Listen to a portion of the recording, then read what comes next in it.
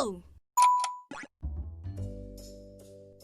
Assalamualaikum warahmatullahi wabarakatuh. Selamat datang di channel Mariana DIY.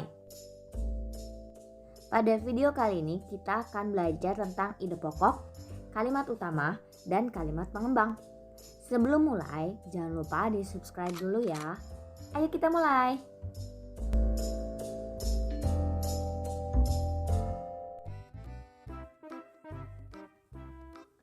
Ide pokok adalah gagasan yang menjadi dasar sebuah paragraf. Ide pokok disajikan ke dalam bentuk kalimat utama. Di dalam satu paragraf terdapat kalimat utama yang bisa terletak di awal paragraf atau deduktif, di akhir atau induktif, atau di keseluruhan paragraf. Ide pokok bisa disebut juga gagasan utama, gagasan pokok, atau pikiran utama.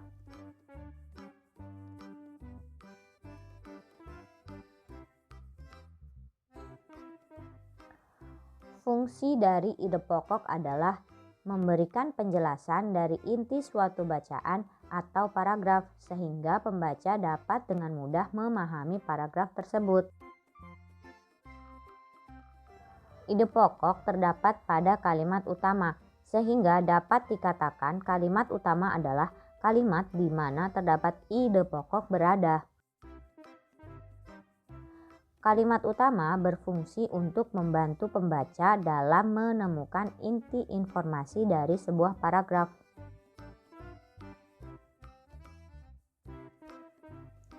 Cara menentukan ide pokok. Yang pertama adalah kita harus membaca dengan teliti paragraf tersebut. Seperti contoh berikut. Ada satu paragraf, mari kita baca bersama-sama. Cara hewan bergerak bermacam-macam. Burung berpindah tempat dengan cara terbang di udara sambil mengepakkan sayapnya. Ikan berpindah tempat dengan cara berenang di dalam air sambil menggerakkan sirip dan ekornya. Sementara kucing berpindah tempat dengan cara berjalan, berlari, dan melompat menggunakan keempat kakinya. Sayap, sirip, ekor, dan kaki merupakan contoh organ-organ gerak pada hewan. Langkah kedua, ambil langsung dari kalimat utama. Setelah kita membaca paragraf tersebut, kita cari kalimat utama. Masih ingat kan arti dari kalimat utama? Kalimat utama adalah kalimat di mana terdapat ide pokok berada. Dari kalimat pertama sampai akhir paragraf yang dibicarakan adalah tentang gerak hewan. Jadi kalimat utama dari paragraf tersebut adalah cara hewan bergerak bermacam-macam. Itu kalimat utamanya. Karena pada kalimat tersebut kita dapat menemukan inti informasi dari sebuah paragraf.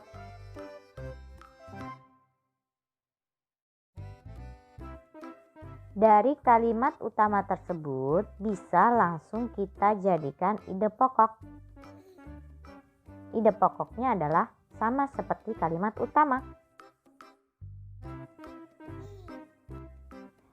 Yang ketiga, mengurangi kata dalam kalimat utama. Nah, ayo kita baca paragraf di bawah ini dulu bersama-sama. Pada dasarnya ada kesamaan antara organ gerak hewan dan organ gerak manusia. Organ atau alat gerak hewan dan manusia dibedakan menjadi dua, yaitu alat gerak pasif dan alat gerak aktif. Yang termasuk alat gerak pasif adalah tulang. Adapun alat gerak aktif adalah otot. Tulang dan otot bekerja sama untuk melakukan gerakan. Keduanya tergabung dalam suatu sistem yang dinamakan sistem gerak. Pada kalimat pertama, yang menjadi topik adalah organ gerak hewan dan organ gerak manusia. Pada kalimat kedua, menjelaskan organ atau alat gerak hewan dan manusia. Pada kalimat yang ketiga, menjelaskan juga tentang alat geraknya. Berlanjut ke kalimat keempat dan kalimat kelima. Karena semuanya menceritakan tentang alat gerak hewan atau organ gerak hewan dan manusia, jadi dapat kita ambil kesimpulan bahwa kalimat utama terdapat pada kalimat yang pertama, yaitu pada dasarnya ada kesamaan antara organ gerak hewan dan organ gerak manusia. Kalimat utama dari paragraf tersebut adalah pada dasarnya ada kesamaan antara organ gerak hewan dan organ gerak manusia. Langkah selanjutnya adalah kita kurangi beberapa kata dari kalimat utama sehingga menjadi ide pokok. Kata apa yang kita kurangi? Kata yang bisa kita kurangi adalah kata pada, dasarnya, ada, antara.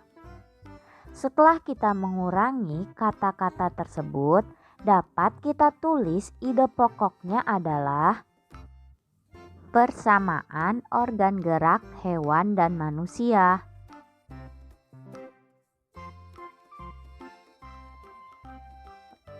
Langkah keempat, membalik atau menyimpulkan kalimat utama. Setelah kita mendapatkan kalimat utama, kita bisa membalik atau menyimpulkan kalimat utama. Seperti kalimat utama, cara hewan bergerak bermacam-macam. Jadi ide pokoknya bisa kita balik menjadi macam-macam gerak hewan atau berbagai macam cara hewan bergerak. Yang kelima, menyimpulkan isi paragraf. Pada suatu paragraf, kalimat utama tidak selalu ada di kalimat yang pertama, tapi bisa juga ada di kalimat kedua, ketiga, dan seterusnya. Seperti contoh paragraf berikut. Kita baca bersama dulu ya. Hewan dan manusia adalah makhluk hidup. Salah satu ciri makhluk hidup adalah bergerak. Bergerak adalah kemampuan berpindah tempat dari satu tempat ke tempat lain, baik sebagian maupun seluruh bagian tubuh. Bergerak merupakan bentuk tanggapan tubuh makhluk hidup terhadap rangsangan yang mengenai sebagian atau seluruh bagian tubuhnya. Pada paragraf tersebut, yang menjadi inti adalah tentang bergerak. Sedangkan pada kalimat pertama, kalimatnya adalah hewan dan manusia adalah makhluk hidup. Jadi itu bukanlah kalimat utama. Tetapi kita lihat kalimat yang kedua. Salah satu ciri makhluk hidup adalah bergerak. Jadi kalimat utama pada paragraf ini adalah salah satu ciri makhluk hidup adalah bergerak. Apa ide pokoknya? Ide pokoknya bisa menjadi bergerak merupakan salah satu ciri makhluk hidup.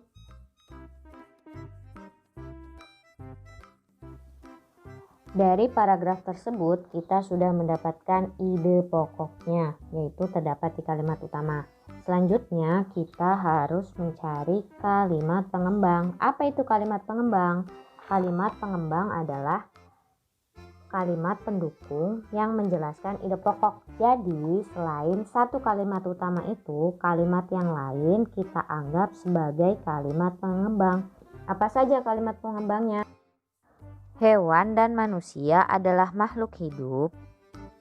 Bergerak adalah kemampuan berpindah tempat dari satu tempat ke tempat lain, baik sebagian maupun seluruh bagian tubuh.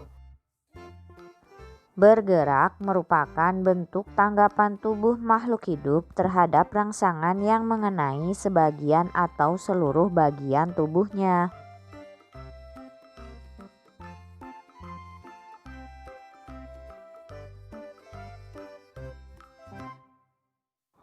Nah, bagaimana anak-anak? Apakah anak-anak sudah paham cara mencari ide pokok, kalimat utama, dan kalimat pendukung? Semoga sudah paham ya. Sampai sini dulu video pembelajaran kali ini. Wassalamualaikum warahmatullahi wabarakatuh. Jangan lupa untuk like, comment, share, and subscribe, dan tekan tombol lonceng. Terima kasih.